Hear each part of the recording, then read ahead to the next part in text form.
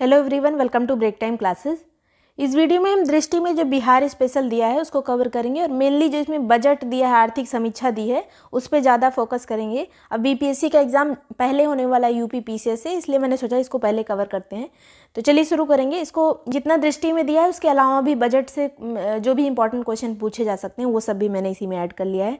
तो ये सभी नोट्स वगैरह आपको जितने दृष्टि वाले हैं, घटनासार वाले हैं या बाकी के मंथली करंट अफेयर या जितने भी आप हैंड रिटन नोट्स देखते हैं वो सब आपको यूपी पीसीएस आरओ और कंबाइंड पेड ग्रुप चल रहा है उसमें मिल जाएगा। ज्वाइन करने के लिए ये व्हाट्सएप वाला नंबर है, इस पर आप व्हाट्सएप करेंगे तो जो भी ग्रुप की डिटेल आपको चाहिए होगा वो उस पर मिल जाएगी।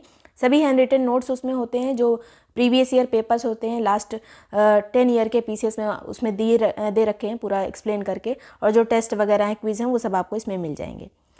तो चलिए शुरू करेंगे। सबसे पहले बिहार मंत्री, पहले कुछ इंपॉर्टेंट जो फैक्ट दिए थे दृष्टि में उसको कवर करेंगे। आज दृष्टि में बिहार मंत्री परिषद के कुछ निर्णय आए थे, उसमें से क्वेश्चन पूछे जा सकते हैं। जैसे मुख्यमंत्री ग्रामीण सेतु योजना को स्वीकृति दी गई है। ये ग्रामीण क्षेत्रों में निर्बाध संपर्कता के लिए है कि ग्रामीण क्षेत्रों में जा जाके जो है संपर्क किया जाए, इसके लिए ये है ये ग्रामीण सेतु योजना।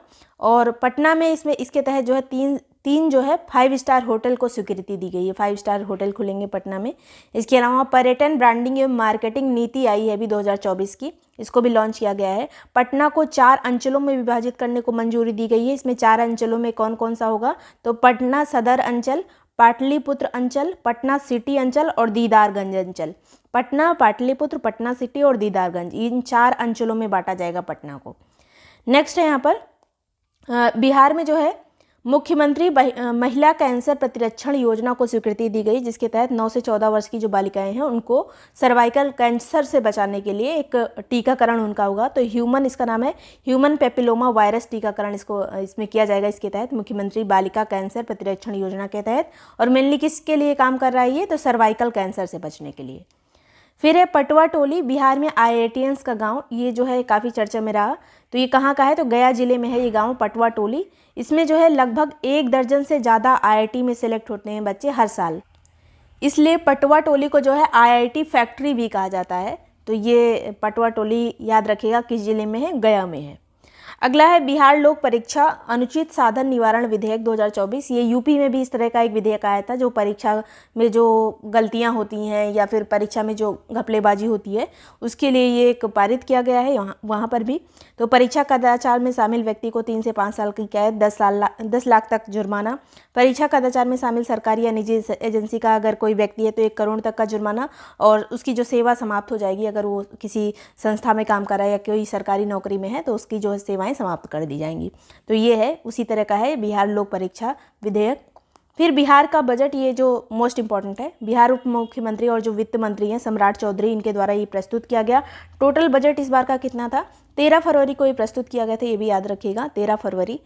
और ये 2,78,725 करोड़ रुपए का ये बजट था, जो कि 2023 से 6.4% ज़्यादा है। अभी तक का सर्वाधिक यही बजट है, 2,78,725 करोड़ रुपए। और ये जो अभी तक का सबसे बड़ा बजट हर साल ये होता है, जहाँ पे भी बजट पेश किया जाता है हर बार बजट को बढ़ा के ही पेश किया जाता है। इसके अलावा आर्थिक वृद्धि दर 2022-23 में ये अलग से, इसमें बजट में अलग से ये फैक्ट बताया गया था कि आर्थिक वृद्धि दर 22-23 के दौरान 10.64% रही, जो कि पूरे देश में सर्वाधिक है। सबसे ज़्यादा वृद्धि दर जो है, आर्थिक वृद्धि दर बिहार की रही थी 10.64%, सेकेंड नंबर पे असम की थी और 3rd नंबर पे दिल्ली की थी। और इस दौरान जो राष्ट्रीय वृद्धि दर थी वो थी 7.24, तो इससे ज़्यादा थी ये बिहार की 10.64। ये याद रखिएगा, इंपॉर्टेंट फैक्ट है। नेक्स्ट बात करेंगे वित्तीय वर्ष 2024-25 में वार्षिक स्कीम का बजट यहाँ पर अनुमान लगाया गया है कि 10,000 करोड़ रुपए का, 1 लाख करोड़ रुपए का ये बजट होगा। फिर से देख लीजिए इसको, 2024-25 में जो वार्षिक स्कीम के तहत जो बजट का अनुमान है वो 1 लाख करोड़ रुपए है, 1 लाख करोड़।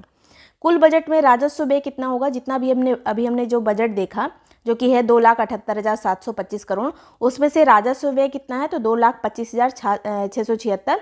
और पूंजीगत व्यय कितना होगा, 53,048 होगा पूंजीगत व्यय। तो मतलब राजस्व व्यय यहाँ पर ज़्यादा हो रहा है, लगभग 80%, और पूंजीगत व्यय लगभग 19%।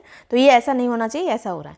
नेक्स्ट बात करेंगे 2024-25 में जीएसडीपी यहाँ का कितना रहा था, तो 9,76,514 करोड़ यहाँ का GSDP रहा था, जो स्टेट की GDP होती है। राजकोषीय घाटा बहुत पूछा जाता है, तो राजकोषीय घाटा रहा था 2.98%, 2.98%। तो ये अच्छा माना जाता है क्योंकि 3% से कम है। इंपॉर्टेंट और कुछ फैक्ट, जैसे 7 निश्चय 2.0 प्रोग्राम यहाँ पर चल रहा है, जिसके तहत कितना आवंटन किया गया है, तो 5,040 करोड़ रुपए का आवंटन किया गया है। स्टूडेंट क्रेडिट कार्ड के लिए 700 करोड़ रुपए का जो है आवंटन किया गया है, जिसके तहत स्टूडेंट पढ़ाई वगैरह कर सकते हैं, उसके लिए है ये। तो हर घर नल का जल, इसके लिए जो है 1295 करोड़ रुपए है, इसके लिए 1295 ऐसे याद रखिए।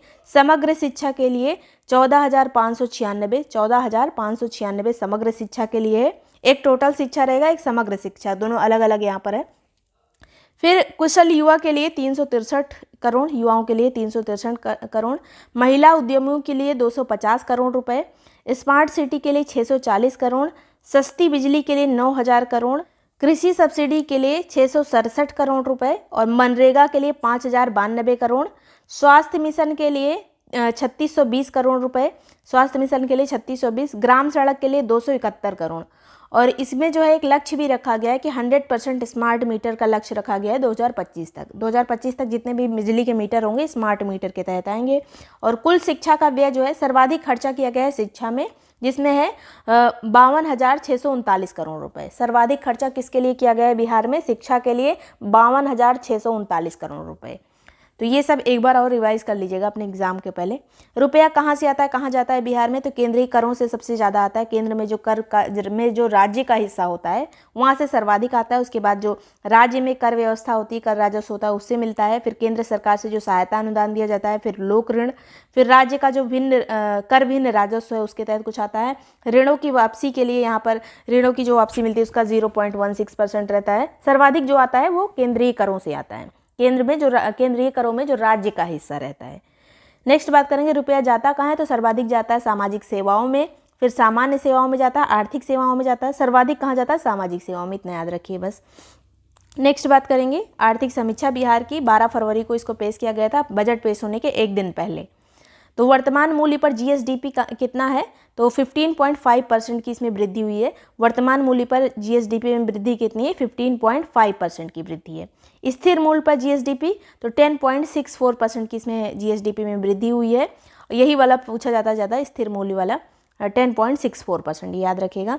बिहार में प्रति व्यक्ति आय कितना है? तो नॉमिनल पे है 59,637 रुपये, जो इसमें वृद्धि हुई है प्रति व्यक्ति आय में 13.9% की वृद्धि हुई है। और रियल वाला कितना है? तो 35,119 रुपये है ये, 35,119 रुपये, जिसमें इसमें भी वृद्धि हुई है तो 9.07%, लगभग 9% की वृद्धि रियल वाले में हुई है। और जो मौद्रिक जिसको कहते हैं नॉमिनल, उसमें 13.9% की वृद्धि हुई है। ये वाला यहाँ पर याद रखिएगा 59 लिखा है नॉमिनल में और रियल में 35 लिखा है, तो इससे थोड़ा सा आइडिया लगेगा। नेक्स्ट जो है सबसे ज़्यादा प्रति व्यक्ति आय किस जिले की है? तो पटना की, उसके बाद बेगूसराय, फिर मुंगेर। सबसे कम आय है शिवहर की। फिर है 2022-23 में कुछ चीज़ें यहाँ पर अलग से डेटा दिया गया था, जैसे प्राथमिक क्षेत्र का योगदान कितना रहा? तो 20%। जो प्राथमिक, द्वितीयक और तृतीयक क्षेत्र होते हैं, कृषि वगैरह प्राथमिक में आते हैं, तो द्वितीय तो इसमें 20% रहा, द्वितीयक में भी 20% रहा, और तृतीयक जो सेवाएँ वगैरह आते हैं उसका योगदान जो है देश की GDP में 60% रहा है। नेक्स्ट है सिंचित क्षेत्र यहाँ पर कितना है बिहार में? तो 37.38 लाख हेक्टेयर जो है सिंचित क्षेत्र है। खाद्यान्न कितना उत्पादन हुआ? तो 197.36 लाख टन, 197 याद रखिए, इतना खाद्यान्न उत्पादन हुआ है। नलकूप से सिंचाई कितने % होती है? तो 63.1%। नहरों से 31%, तालाब से 2.2%। सब सर्वाधिक सिंचाई जो है नलकूप से होती है। और सर्वाधिक सिंचाई कहाँ पर होती है? तो रोहतास में होती है। उसके बाद सबसे कम सिंचाई जो है शिवहर में होती है। तो ये इतनी चीज़ें हैं। उसके बाद जो है यहाँ पर उत्पादन कुछ फसलों के, जैसे चावल उत्पादन में नंबर 1 पे है रोहतास। सर्वाधिक सिंचित क्षेत्र यहीं पर, इसलिए ये दोनों रोहतास में चावल गेहूँ सबसे ज़्यादा पैदावार होती है। दालों में जो है नंबर 1 पे पटना। केला में मधुबनी है, फिर वैशाली, फिर मुजफ्फरनगर है। मधुबनी नंबर 1 है केला में। लीची में मुजफ्फरपुर नंबर 1 है, उसके बाद पूर्वी चंपारण, फिर वैशाली। ईख यानी जो गन्ने होती हैं उसमें पश्चिमी चंपारण नंबर 1 पे है। कुल बुआई क्षेत्र यहाँ पर कितना है बिहार में? तो 54.2% है कुल बुआई क्षेत्र। तो ये इतनी चीज़ें हैं जो बिहार से मोस्ट इंपॉर्टेंट हैं। बिहार में बजट वगैरह आर्थिक समीक्षा पूछी जाती है हर बार, कुछ ना कुछ क्वेश्चन यहाँ से आते रहते हैं। तो वीडियो पसंद आया, यूज़फुल लगा तो लाइक सब्सक्राइब कर लीजिएगा। और अब यूपी स्पेशल भी इसमें कवर करेंगे, कुछ एक्स्ट्रा चीज़ें उसमें लेके कवर करेंगे। और ये सभी जितने भी हैंड रिटन नोट्स हैं ये यूपी पीसेस ROE और जो कंबाइंड पेड ग्रुप चल रहा है उसमें मिल जाएगा। ज्वाइन करने के लिए नंबर दिया हुआ है, इस पर व्हाट्सएप करके ग्रुप की डिटेल्स ले सकते हैं, उसको प्रॉपर्ली पढ़कर ज्वाइन कर सकते हैं। Thank you so much for watching break time classes.